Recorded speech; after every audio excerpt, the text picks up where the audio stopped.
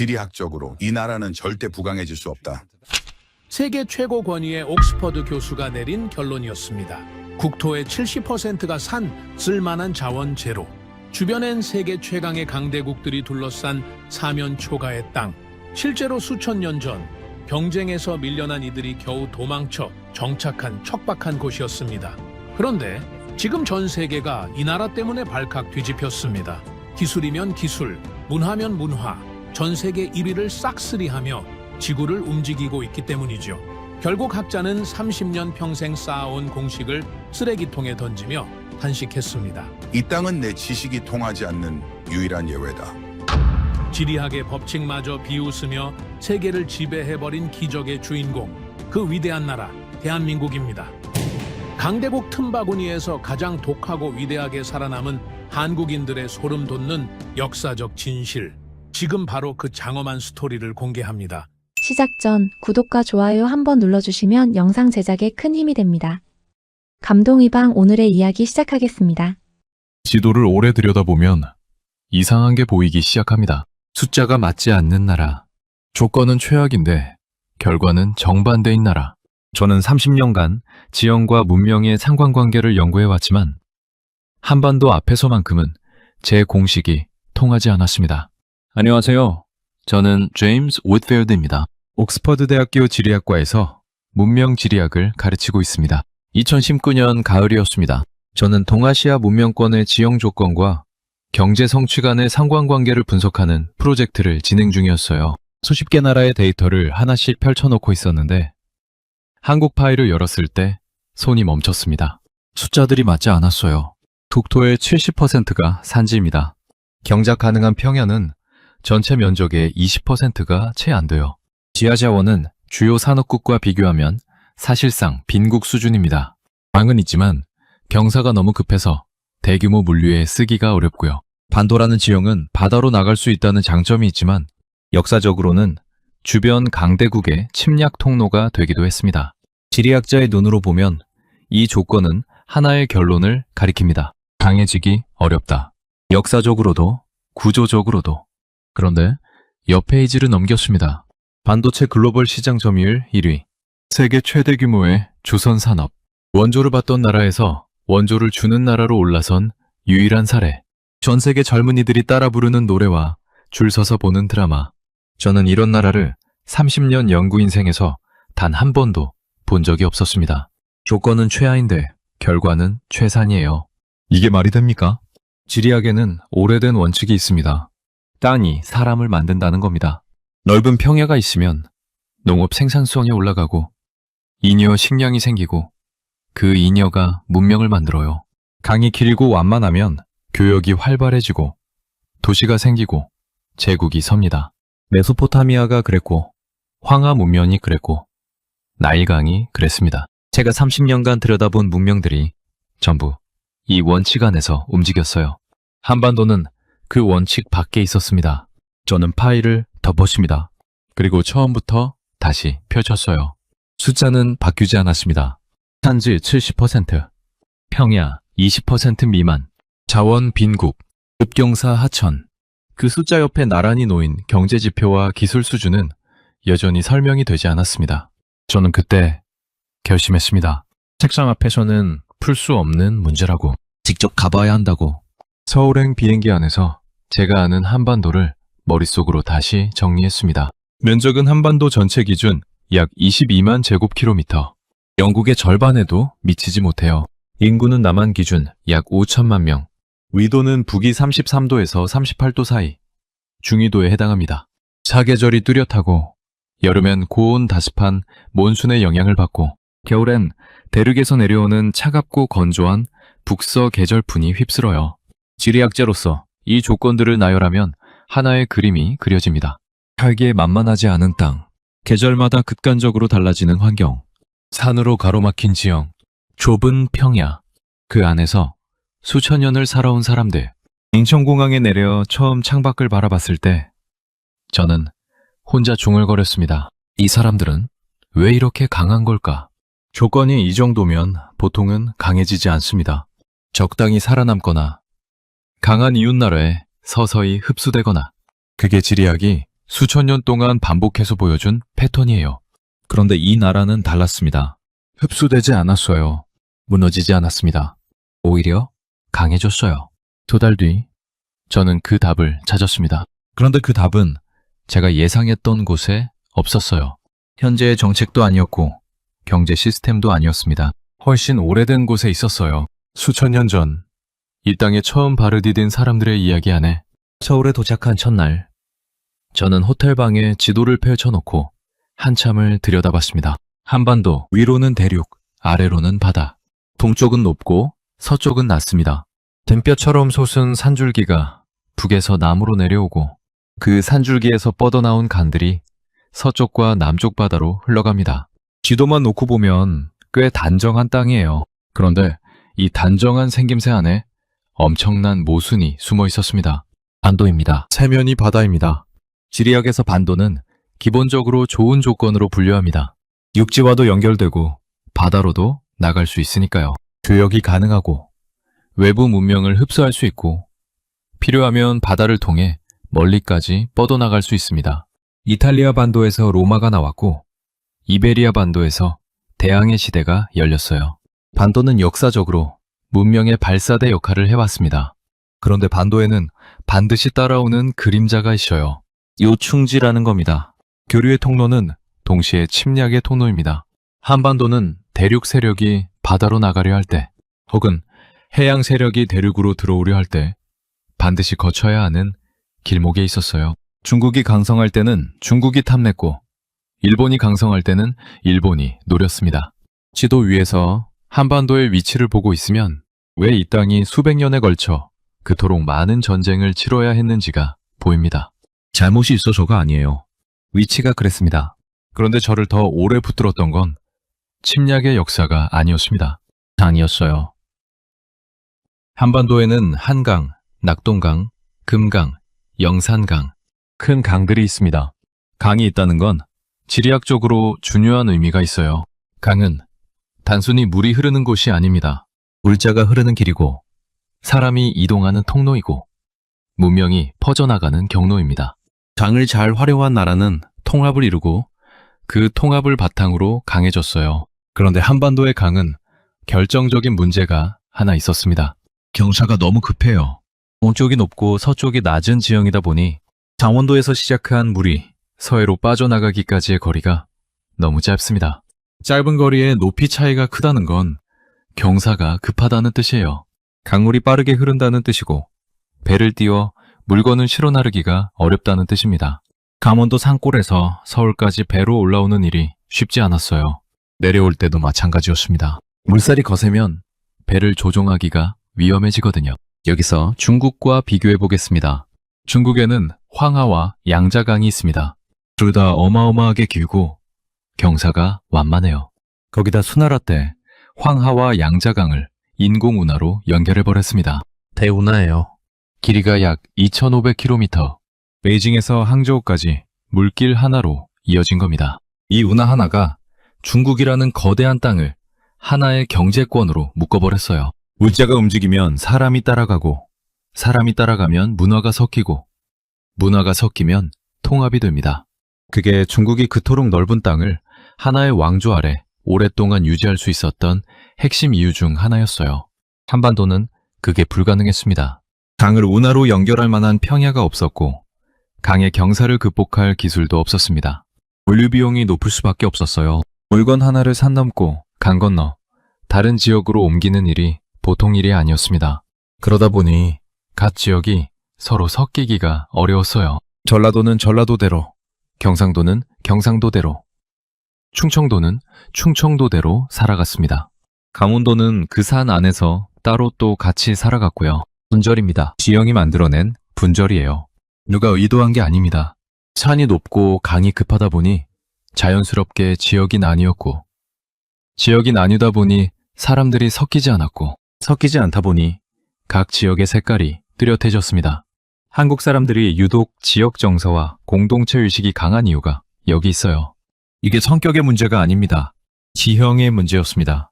그런데 흥미로운 역설이 하나 있어요. 교통이 어렵고 지역이 분절돼 있다는 건 외부에서 쳐들어올 때도 마찬가지라는 겁니다.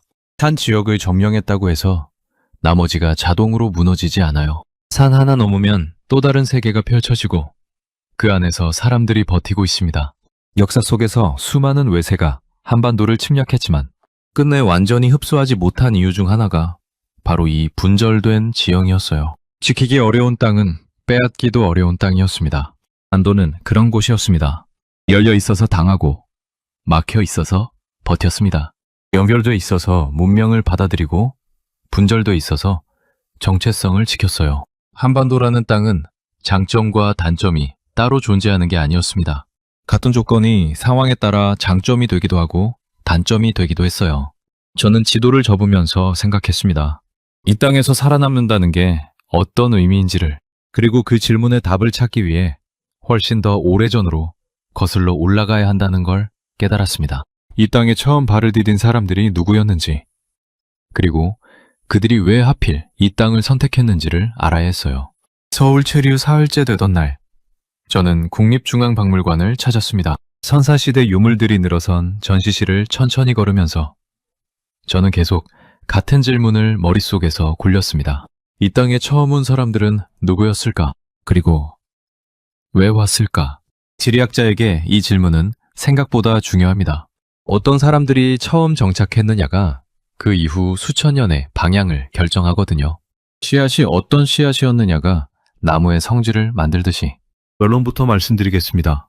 한반도는 아무도 먼저 오고 싶어 하던 땅이 아니었습니다. 시계를 약 2만 년 전으로 돌려보겠습니다. 마지막 빙하기입니다. 지구 전체의 기온이 지금보다 훨씬 낮았고 해수면이 지금보다 100m 이상 낮았어요.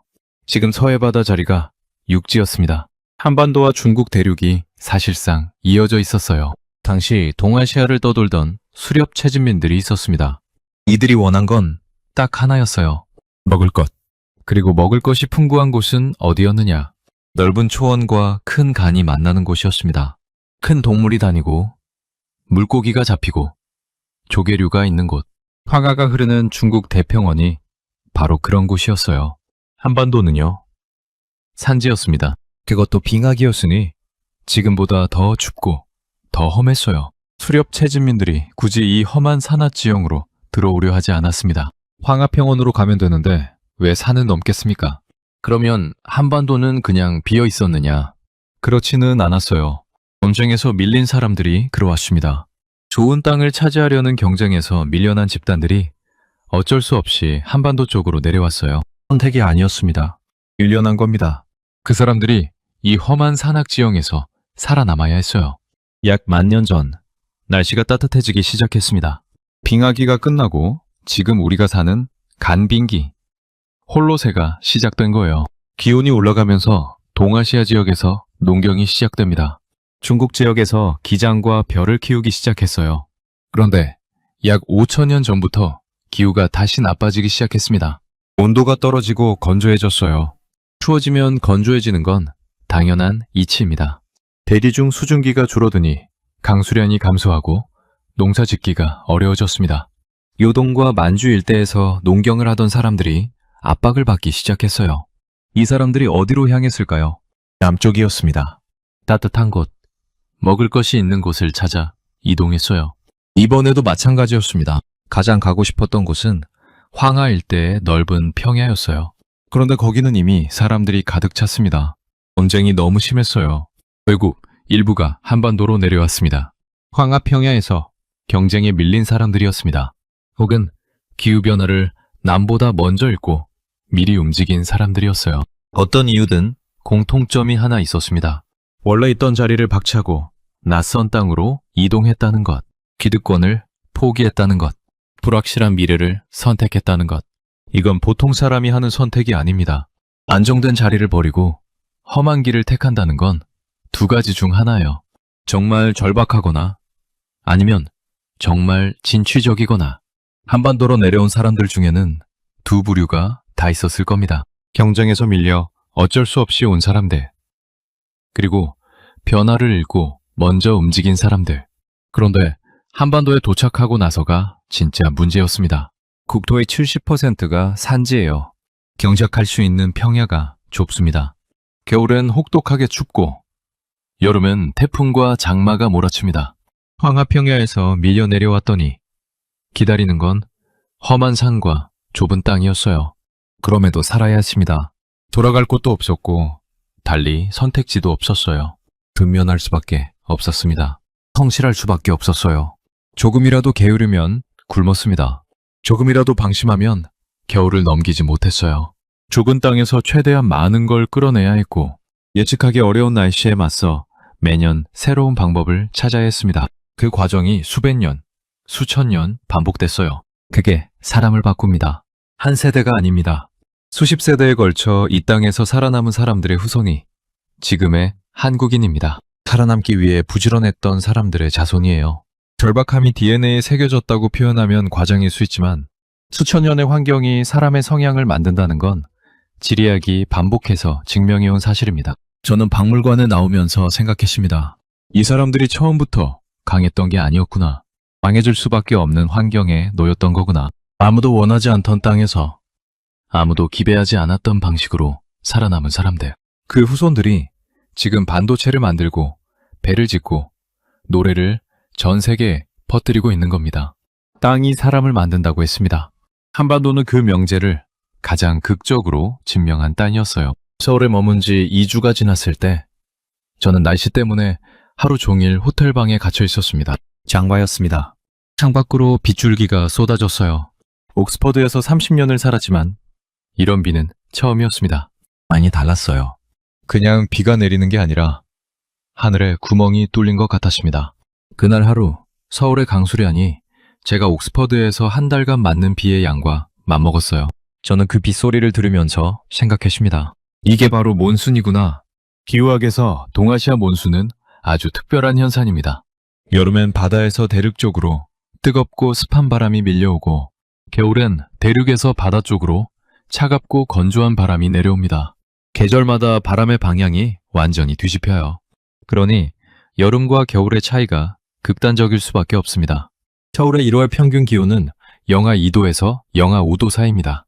8월 평균 기온은 25도에서 28도 사이예요. 연교차가 30도에 달합니다. 거기다 장마, 태풍, 한파까지. 이제 유럽을 보겠습니다.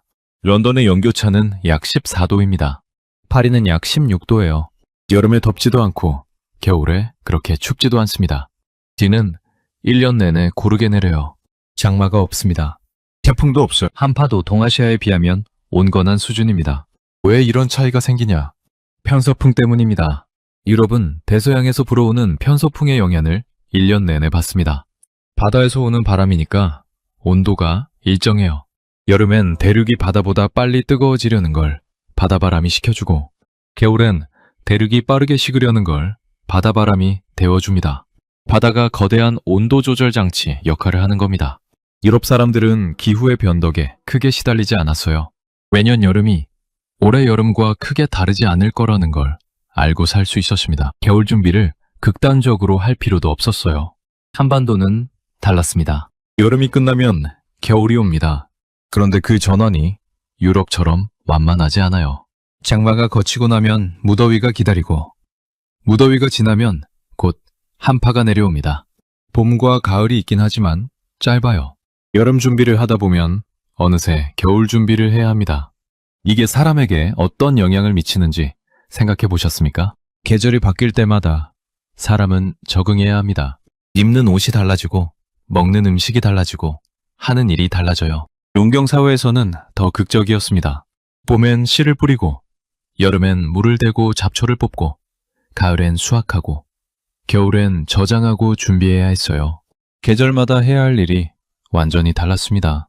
한 계절을 놓치면 그 대가를 다음 계절 내내 치러야 했어요. 긴장을 놓을 수가 없었습니다. 그런데 이 끝없는 긴장이 한 가지 부산물을 만들어냈어요. 자극입니다. 환경이 계속 바뀌면 인간은 계속 생각해야 합니다. 올해 장마가 길었으니 내년엔 어떻게 해야 할까? 이 방법이 안 됐으니 다른 방법을 찾아야 할까? 변화하는 환경은 인간에게 끊임없이 문제를 던집니다. 그리고 그 문제를 푸는 과정이 반복되면서 창의성이 발달해요. 유럽과 동아시아의 차이가 여기서 갈립니다.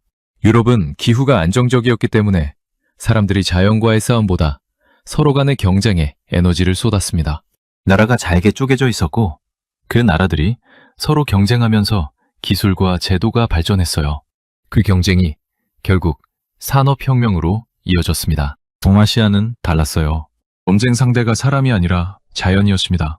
몬순, 장마, 태풍, 한파. 매년 찾아오는 이 거대한 적들과 싸우면서 사람들이 강해졌어요. 중력해야 했고, 미리 준비해야 했고, 빠르게 움직여야 했습니다. 한국인이 유독 빠르다는 말 들어보셨을 겁니다.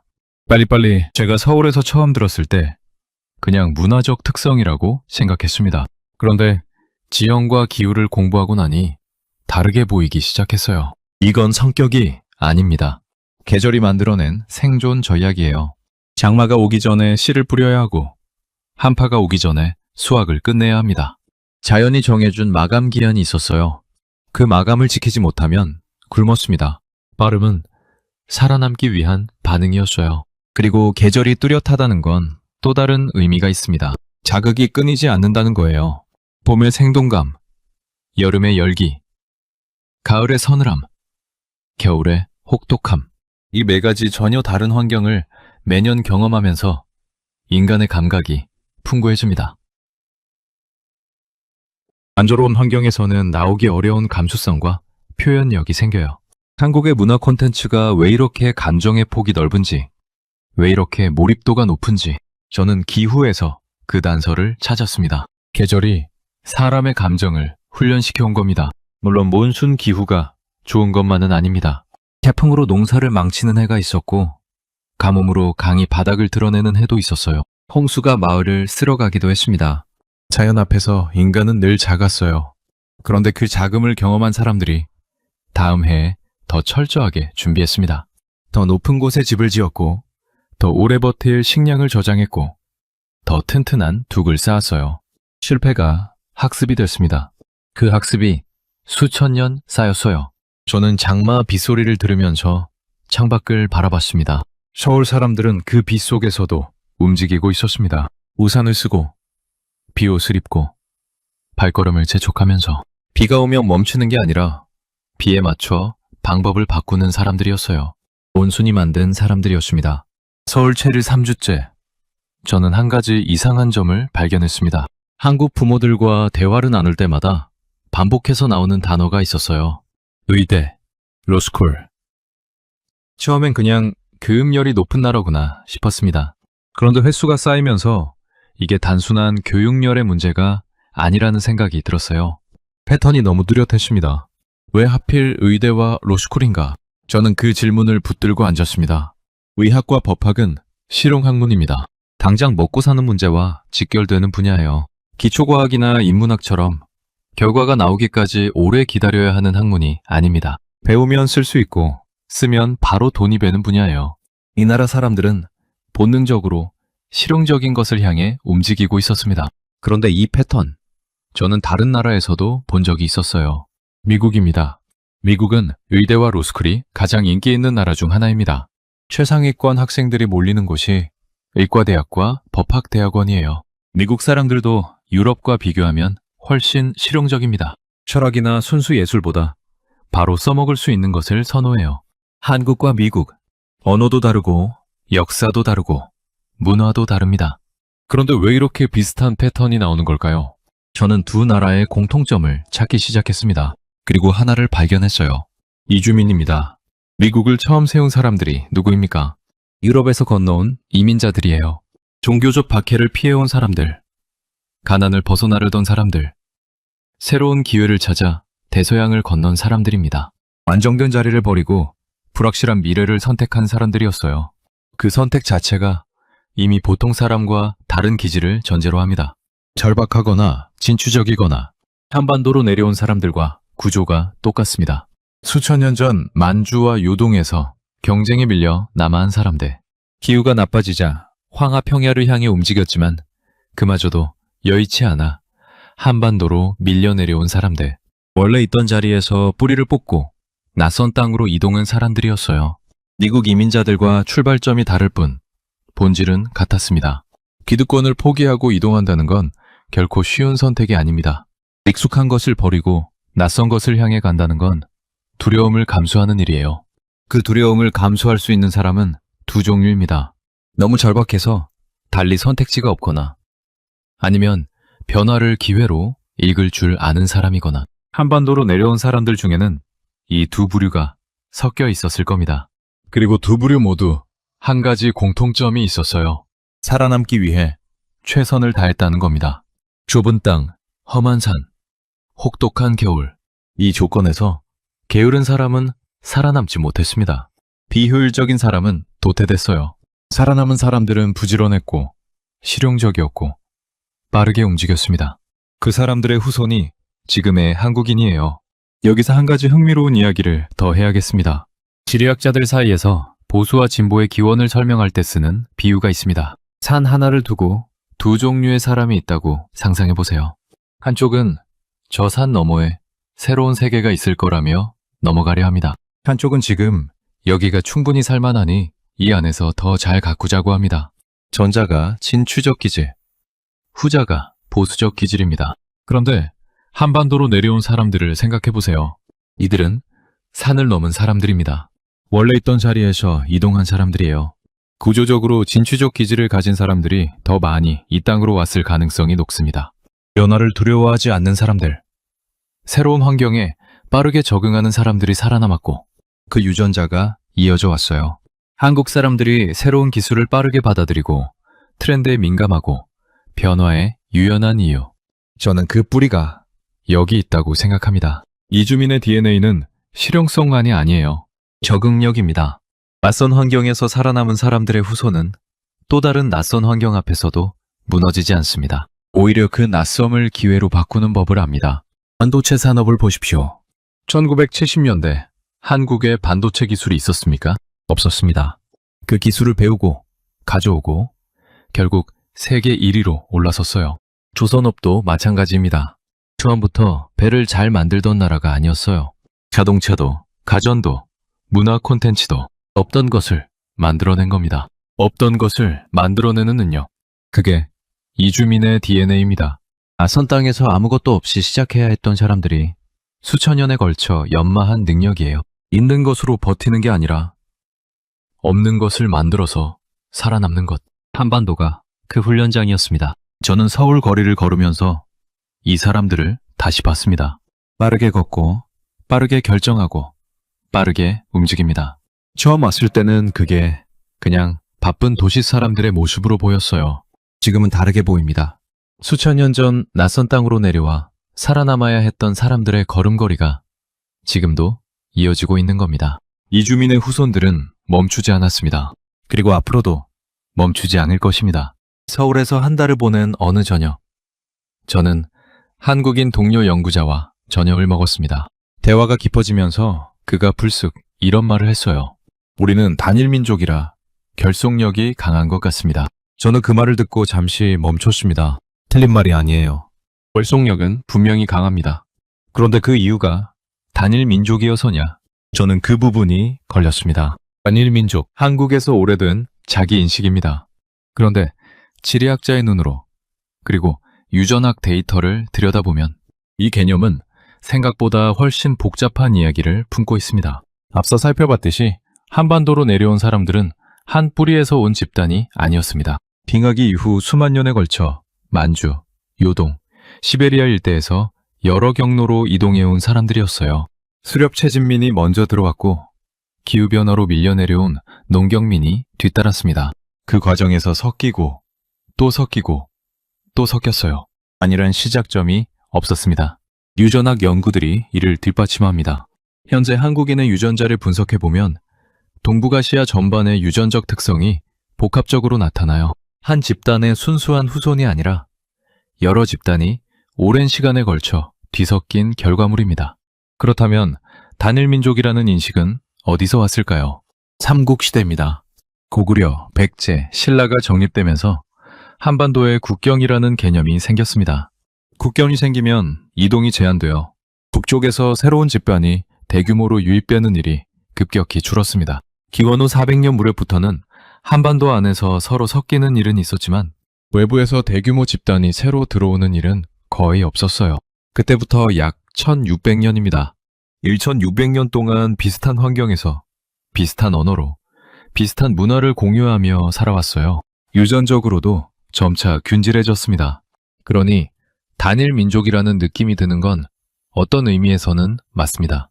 다만 처음부터 하나였던 게 아니라 오랜 시간이 만들어낸 수렴의 결과예요. 여기서 흥미로운 비교가 하나 있습니다. 일본입니다. 많은 한국 사람들이 일본을 문화적으로 다른 나라라고 느낍니다. 실제로 다른 부분이 많아요. 그런데 유전학적으로 들여다보면 한국인과 일본인은 놀라울 만큼 가깝습니다. 일본 열도에는 원래 조몬인이라 불리는 수렵 최진민 집단이 살고 있었어요. 그런데 약 2000년에서 3000년 전 한반도에서 도레인이라 불리는 농경민 집단이 일본으로 건너갔습니다. 이 도레인들이 조몬인과 섞이면서 현재 일본인의 기반이 형성됐어요. 즉, 일본인의 상당 부분은 한반도에서 건너간 사람들의 후손입니다. 유전적으로 한국임에서 조몬인의 유전자 비율을 빼면 한국인과 일본인은 거의 같아요. 언어 구조도 비슷합니다. 어순이 같고 존댓말 체계가 있고 가족 중심 문화가 있습니다. 명절에 온 가족이 모이는 풍경도 닮아 있어요. 그런데 왜 이렇게 다르게 느껴지냐? 섬이라는 지형 때문입니다. 일본은 섬나라입니다. 섬은 고립을 만들어요. 한반도와 분리된 환경에서 수천 년을 살다 보니 독자적인 문화가 깊게 발달했습니다. 같은 뿌리에서 출발했지만 전혀 다른 환경이 전혀 다른 색깔을 만들어낸 거예요. 지형이 문화를 갈라놓은 겁니다. 이건 한반도 안에서도 마찬가지였습니다. 산이 지역을 나눴습니다. 전라도와 경상도 사이에 소백산맥이 있어요. 충청도와 경상도 사이에도 산줄기가 가로막고 있습니다. 강원도는 태백산맥으로 동서가 나뉘어요. 교통이 발달하기 전 이 산들은 단순한 지형이 아니었습니다. 연계였어요. 연계가 생기면 그 안에서 공동체가 만들어집니다. 같은 산 안에서, 같은 강유역에서, 같은 평야를 공유하며 살아간 사람들끼리 유대가 생겼어요. 혼인도 그 안에서 이루어졌습니다. 언어도 조금씩 달라졌어요. 음식도 달라지고 기질도 조금씩 달라졌습니다. 전라도 사람, 경상도 사람, 충청도 사람이 각각 다른 색깔을 갖게 된 건 성격 차이가 아니에요. 산이 만들어낸 지리적 분절의 결과입니다. 그리고 그 분절이 지연과 혈연 문화를 만들었어요. 좁은 공동체 안에서 오래 살면 그 안의 사람들이 전부 아는 사람이 됩니다. 매 집안 사람, 매 마을 사람, 매 고향 사람. 그 유대가 생존과 직결됐어요. 흉년이 들면 이웃과 나눠야 했고 외부의 위협이 오면 함께 막아야 했습니다. 공동체 밖의 사람은 낯선 사람이었어요. 공동체 안의 사람은 내 편이었습니다. 그래서 한국 사람들이 초면에 고향을 물어보는 겁니다. 학교를 물어보고 나이를 물어봐요. 이게 그냥 문화적 습관이 아닙니다. 낯선 사람을 공동체 안에 위치시키려는 오랜 본능이에요. 당신이 내 편인지 아닌지를 빠르게 파악하려는 행동입니다. 판이 만들어낸 본능입니다. 단일민족이라는 말로 묶이지만 그 안에는 지역마다 다른 색깔이 살아있습니다. 그리고 그 색깔들이 충돌하면서도 결국 하나로 뭉치는 힘이 있어요. 위기가 오면 지역을 넘어서 하나가 되는 경험을 한국은 반복해왔습니다. 1997년 외환위기 때 금모으기 운동이 벌어졌습니다. 전국에서 사람들이 금부치를 들고 나왔어요. 2002년 월드컵 때는 600만 명이 거리로 나와 함께 응원했습니다. 평상시엔 지역이 나뉘고 세대가 나뉘고 의견이 갈립니다. 그런데 결정적인 순간엔 하나가 돼요. 이게 단일민족이어서가 아닙니다. 오랜 시간 같은 땅에서 같은 계절을 버티고 같은 위협을 막아내면서 형성된 집단 기억입니다. 산이 나눴지만 결국 같은 반도 안에서 살아온 사람들의 공유된 경험이에요. 그 경험이 쌓여서 지금의 결속력이 됐습니다. 저는 그날 저녁 동료에게 이렇게 말했습니다. 단일민족이어서 결속력이 강한 게 아닐 수 있어요. 같은 땅에서 같은 것을 견뎌온 시간이 결속력을 만든 겁니다. 그가 잠시 생각하더니 고개를 끄덕였습니다. 그게 더 자랑스러운 이야기네요. 맞는 말이었습니다. 서울 체류 막바지였습니다. 저는 마지막으로 한 가지 질문을 정리해야 했어요. 한반도는 좋은 땅인가 나쁜 땅인가? 30년 연구 인생에서 저는 이 질문을 수십 개 나라에 던져봤습니다. 그런데 한반도만큼 대답하기 까다로운 곳이 없었어요. 좋다고 하기엔 조건이 너무 박하고 나쁘다고 하기엔 결과가 너무 좋습니다. 저는 결국 질문 자체를 바꿔야 한다는 결론에 도달했습니다. 좋은 땅과 나쁜 땅의 기준이 뭐냐? 살기 편한 땅이 좋은 땅인가? 그렇다면 지리학의 역사는 그 반대를 가리킵니다. 적도 근처 저 위도 지역을 한번 보겠습니다. 1년 내내 따뜻합니다. 과일이 열리고 물고기가 잡히고 굳이 많은 노력을 기울이지 않아도 먹고 살 수 있어요. 자연이 너무 너그럽습니다. 그런데 그 너그러운 환경에서 산업혁명이 일어나지 않았어요. 첨단 기술이 태어나지 않았습니다. 인간은 불편함이 없으면 굳이 뭔가를 발명할 이유가 없거든요. 반대로 너무 극단적인 환경도 문제입니다. 북극권에 가까운 땅, 사막의 한가운데, 인간이 살아남는 데 모든 에너지를 소진해야 하는 곳에서는 문명이 쌓이기 어렵습니다. 살아남는 것만으로도 벅찬데 그 이상을 추구할 여유가 없어요. 문명은 그 사이 어딘가에서 피어납니다. 살기 불편하지만 살 수는 있는 땅. 노력하면 살아남을 수 있지만 노력하지 않으면 위태로운 땅.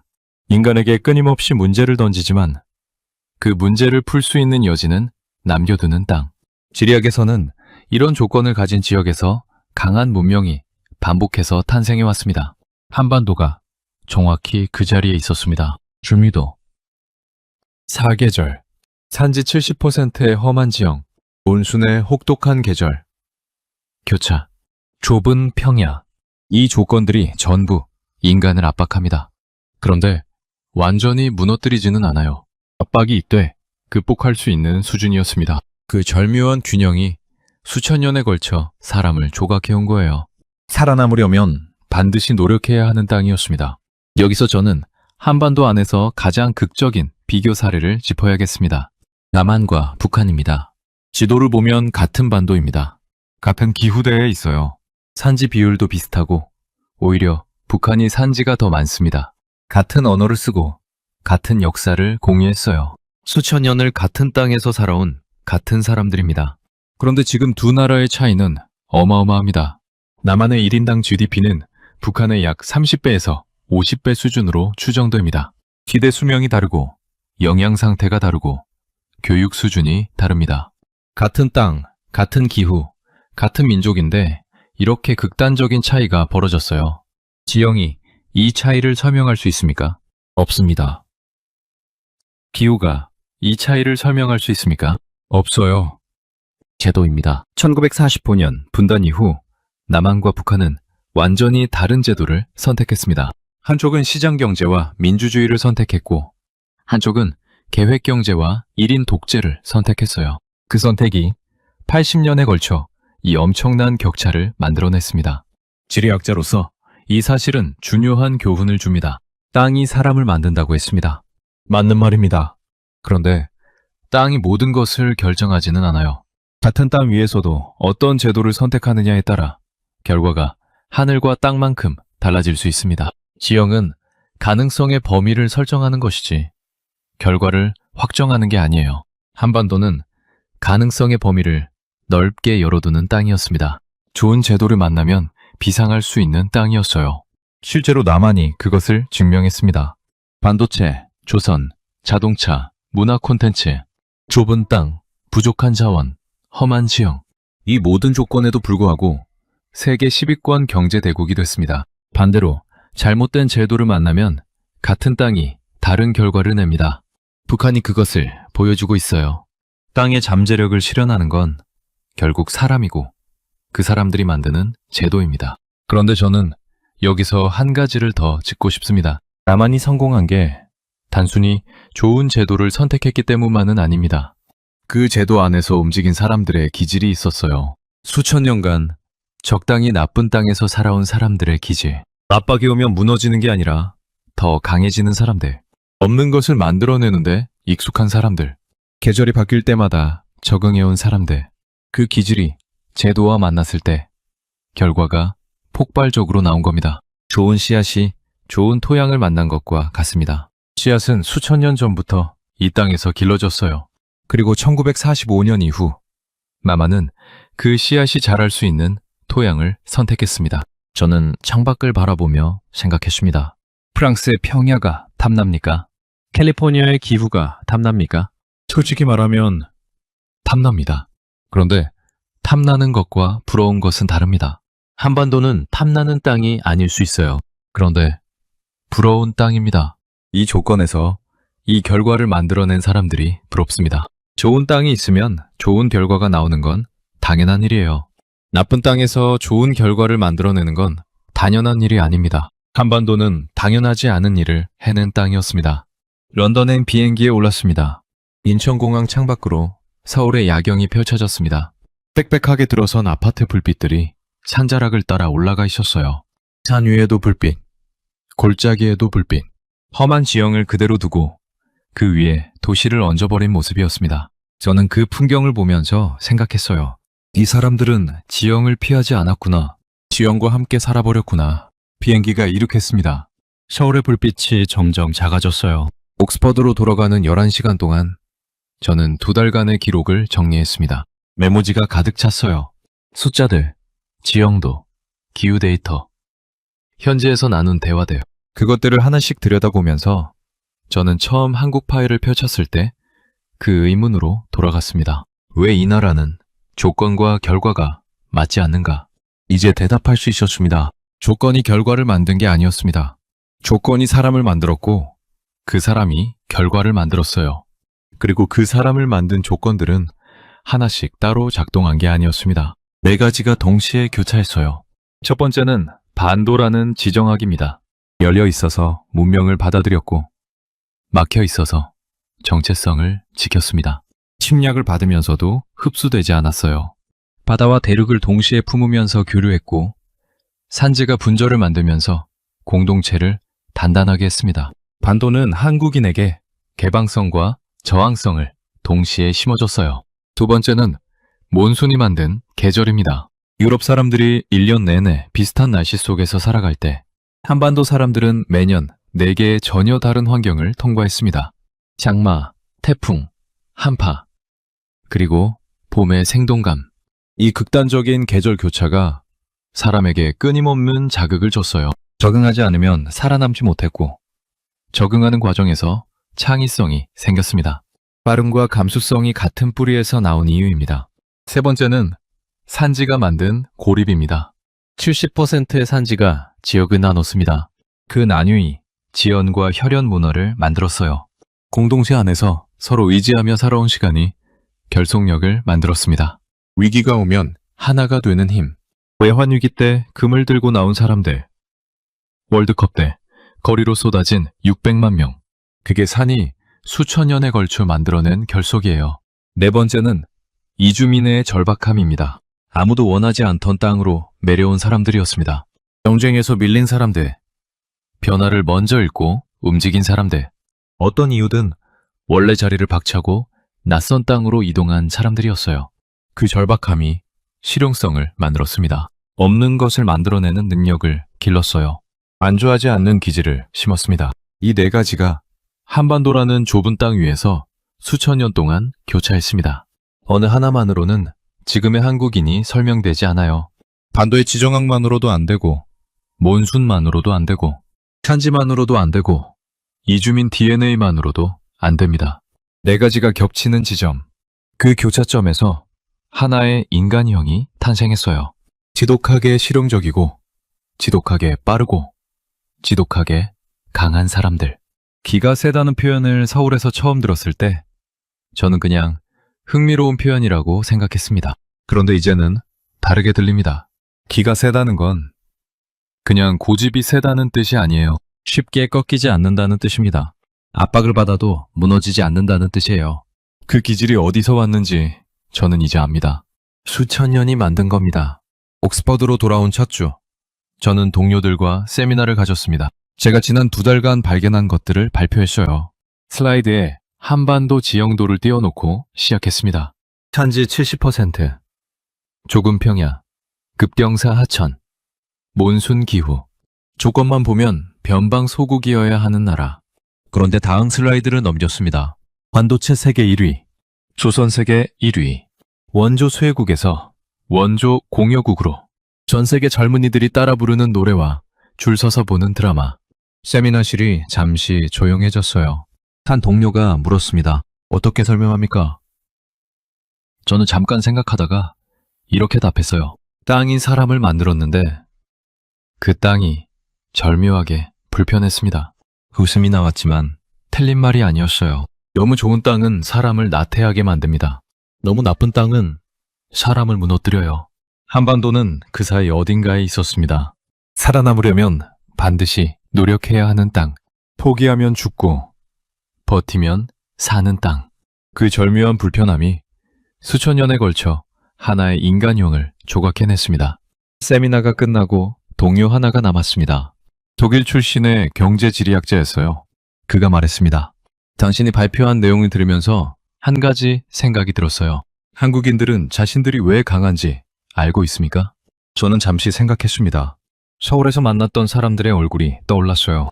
빠르게 걷던 사람들, 비 속에서도 멈추지 않던 사람들, 험한 산자락에 도시를 얹어버린 사람들. 그들 중 누구도 제게 우리가 이래서 강하다고 설명하지 않았습니다. 그냥 그렇게 살고 있었어요. 저는 동료에게 이렇게 답했습니다. 모르는 것 같습니다. 그냥 원래 그런 사람들인 줄 아는 것 같아요. 그런데 그게 더 대단한 겁니다. 강해지려고 노력한 게 아니라 살아남으려고 노력했더니 강해진 거니까요. 그가 고개를 끄덕였습니다. 저는 연구실로 돌아와 책상 위에 한반도 지형도를 펼쳐놓았습니다. 처음 이 지도를 봤을 때 제 공식이 통하지 않는다고 생각했어요. 이제는 압니다. 제 공식이 틀린 게 아니었습니다. 한반도가 제 공식보다 훨씬 복잡한 방식으로 작동하고 있었던 거예요. 땅이 사람을 만든다. 맞는 말입니다. 그런데 한반도는 거기서 한 걸음 더 나아갔습니다. 땅이 사람을 만들었고 그 사람이 땅의 한계를 넘어섰습니다. 그게 제가 2달간 한반도에서 발견한 것이었어요. 지도 위에 작은 나라, 그 안에 담긴 이야기는 작지 않았습니다. 여러분, 오늘의 이야기는 여기까지입니다. 산지 70%, 조금 평야, 아무도 원하지 않던 땅. 그런데 그 땅이 지금 세계에서 가장 강인한 사람들을 만들어냈습니다. 조건이 나빴던 게 아니에요. 조건이 사람을 조각한 겁니다. 여러분은 그 조각의 결과물입니다. 수천 년이 빚어낸 사람들이에요. 지금까지 감동요방이었습니다. 댓글에 역시 대한민국 한마디만 남겨주세요. 여러분의 생각이 궁금합니다. 긴 영상 끝까지 시청해주셔서 감사합니다.